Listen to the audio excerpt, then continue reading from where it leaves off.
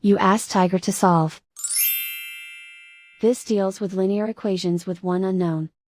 The final result is a equals 17/8.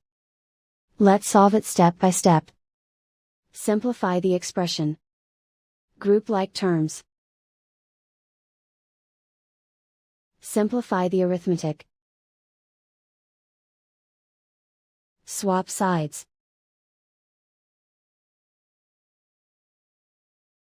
Group all constants on the right side of the equation. Subtract 11 from both sides. Simplify the arithmetic.